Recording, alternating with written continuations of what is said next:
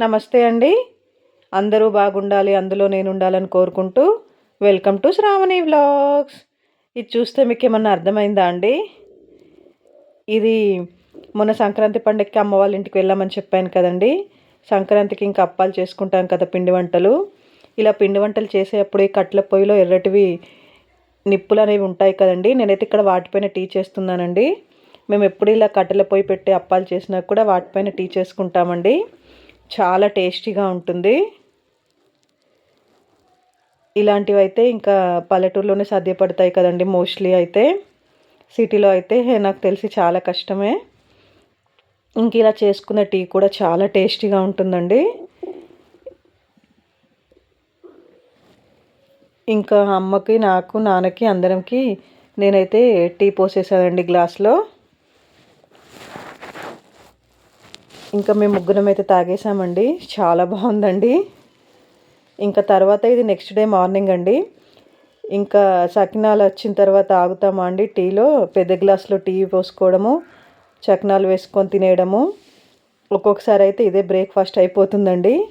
ఇంకా సకినాలు ఉంటే అయితే ఖచ్చితంగా సంక్రాంతిలో అయితే చాలా టైమ్స్ అయితే ఇలాగే చేస్తానండి నేనైతే. టీలో ఈ సకినప్పాలు వేసుకొని తింటానండి. నాకైతే చాలా ఇష్టమండి. మీలో ఎవరైనా ఇలా సకినాలు తింటే కామెంట్ చేయండి. మేము చిన్నప్పటి నుండి ఇలాగే తింటానండి నేనైతే చాలా వరకి. నాకైతే ఇలా తినడం అంటే చాలా ఇష్టమండి. ఇలా తింటే చాలా చిన్నప్పటి మెమోరీస్ గుర్తొస్తున్నాయండి. చాలా బాగుంటాయండి ఆ టీలో నానిన చకినాలు తింటే.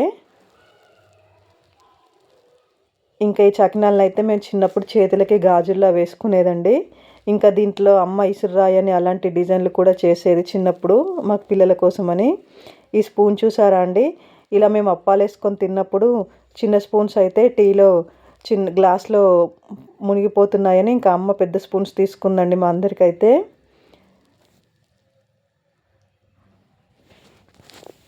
ఇంకా మేమైతే ఈ చకినాలని టమాటా కర్రీ, చిక్కుడుకాయ కర్రీ అలాగా కూడా తింటామండి. చాలా బాగుంటాయి. మళ్ళీ ఇది నెక్స్ట్ డే అండి, మా చెల్లి మా అన్నయ్య వాళ్ళు వచ్చిన రోజు. నెక్స్ట్ డే కూడా ఇక్కడ అయితే గారెలు చేస్తుందండి అమ్మ. ఇంకా నెక్స్ట్ డే కూడా సేమ్ ఇలాగే మా చెల్లి బొగ్గులు తీసి మళ్ళీ టీ పెడుతుందండి సాయంత్రము.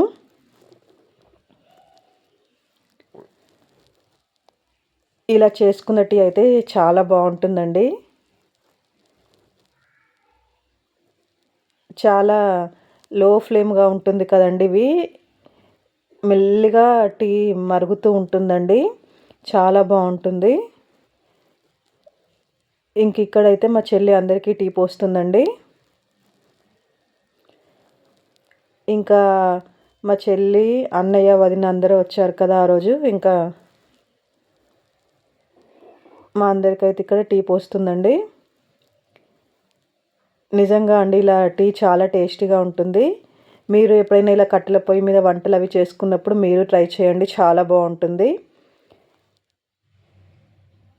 పైగా గ్యాస్ కూడా మిగిలిపోతుందండి. అది జస్ట్ జోక్ అండి. టీకి ఏం గ్యాస్ పడుతుంది కానీ ఊరికే చెప్తున్నానండి. చాలా బాగుంటుంది.